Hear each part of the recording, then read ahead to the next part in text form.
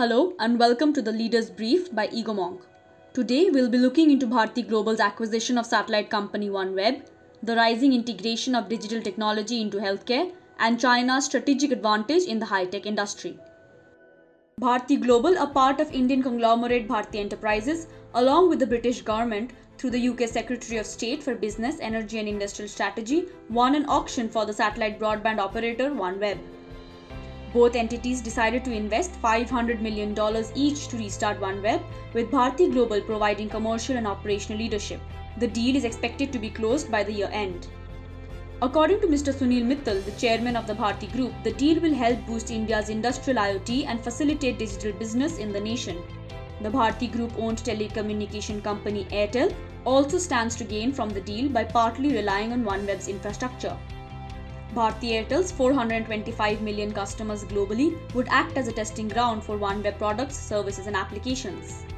My name is Greg Weiler. I'm the founder and chairman of OneWeb, and we're building a new communication system to provide internet access globally, primarily with the mission to connect 2 million schools to the internet. Individuals who don't have connectivity really have no opportunity for education. And so OneWeb is about enabling connectivity so that people can ask questions, can learn, and that teachers can teach, even in the half of the world, and specifically in the half of the world that doesn't have access to the world's information. By 2025, we want to have every school of the world connected. And what's so exciting is so many people, whether it's governments or large companies, have come together to build a system which can accomplish that mission globally. There's a school pretty much within 10 kilometers of every human. So if we could get every school covered, everybody could walk to connectivity in the world if they so desire. OneWeb starts out with 650 satellites in a polar orbit at about 750 miles from the Earth. That was the founder of OneWeb, Greg Weiler, in 2016. Despite pausing the developmental plans due to bankruptcy claims in March of 2020, OneWeb now hopes to kickstart the construction of a low Earth orbit satellite navigation system and fulfill their promise of providing affordable high-speed internet connectivity and reducing the digital divide globally. Before its bankruptcy claims, OneWeb had raised $3.3 billion in debt and equity financing from shareholders like SoftBank, Airbus and Qualcomm. After the deal closes, Japan's SoftBank will hold 10% of the company, with the UK government and Bharti Global holding 45% each. This deal also holds importance for post-Brexit UK since it would give them an alternative to the European Union satellite project Galileo. In contrast to most industries being paralyzed by the COVID-19 crisis, the healthcare sector has been spurred on to adopt digital technology at all levels in order to better coordinate and manage patient data and further utilize it for surveillance, faster diagnosis, and secure reliable real-time data and contact tracing. The following was said by Kim Gang-lip, the Vice Health Minister of South Korea. We are seeking creative solutions, and we are making full use of advanced information technology in this regard. We have come up with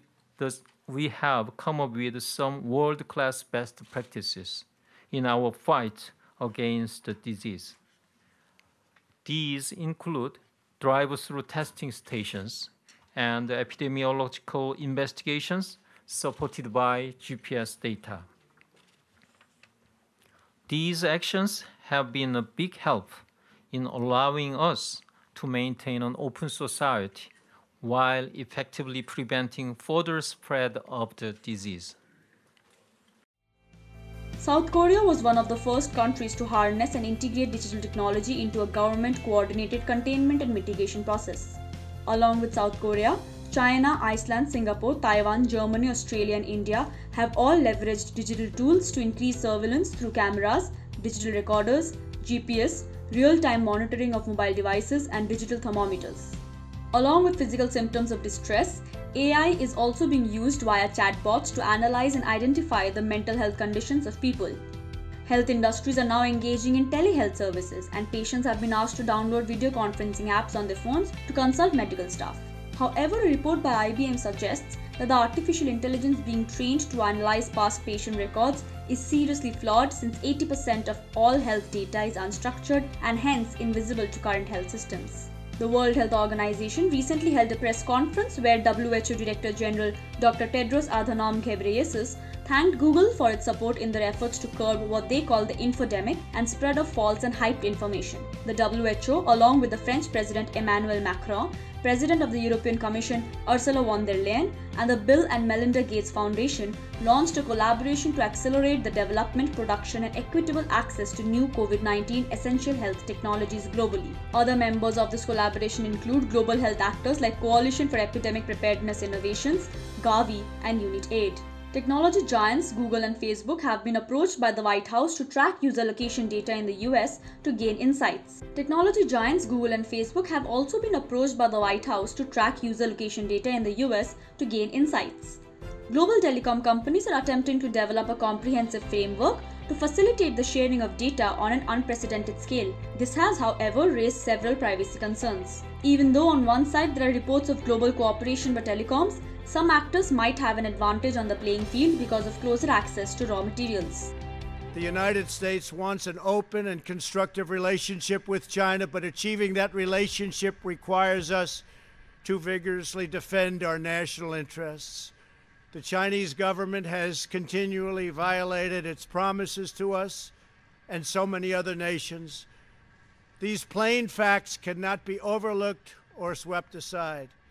The world is now suffering as a result of the malfeasance of the Chinese government. That was the President of the United States holding a press conference where he reiterated America's commitment towards protecting its financial and national security interests from China's influence. China, however, has a strategic advantage in the US-China trade dispute when it comes to processing and mining rare earth minerals. These minerals are vital to the manufacturing and powering of computer screens, high-tech weapons, and electric vehicles. As reported by the Wall Street Journal, China has cultivated its rare earth industry through years of state subsidies and is prepared to use it as a geopolitical weapon. Low labor costs, a well-crafted strategy of subsidizing small market rare earth elements, organizations coupled with an almost monopoly on REE sourcing has made China's price positioning a formidable threat. China's REE processing capacity stands at 220,000 tons, which is 5 times the combined capacity of the rest of the world. In the event of an embargo imposed by China, it could directly impact and disable technology companies all over the world, including the US. The Pentagon, recognizing this as a national security concern, has been pushing for market-led solutions to mitigate the supply chain vulnerabilities. The problem of less resources cannot be solved without proper dialogue with metal-rich nations. It is impossible for high-tech industries to develop sustainably without the cooperation of resource-rich countries. We must value our relationship with resource-rich nations while implementing measures such as reducing the amount of rare earths we use. Yukio Edano, Japanese Minister of Economy, Trade and Industry, said in 2015. Since then, there has been a cooperation between Japan, India, the US and Australia on investing in mining and processing facilities for these strategic minerals. There is no concrete competition to China's stronghold because of the strong technological, environmental and social risks associated with mining. China controls 80% of global rare earth production, with North American MP Materials and Australia-based firm Lynas as the only potential competitors. Thank you for listening. Tune in to Egomong to stay updated on the latest happenings and their impact on global trade, technology and innovation. Egomong helps you make sense of change. We are a global intelligence platform delivering asymmetric outcomes by bringing organizations closer to the communities they want to serve and the leaders they wish to influence. Visit our website insights.egomong.com, insights.egomonk.com to subscribe and make better and faster decisions today. If you wish to collaborate with us, then please email us at contact@egomong.com.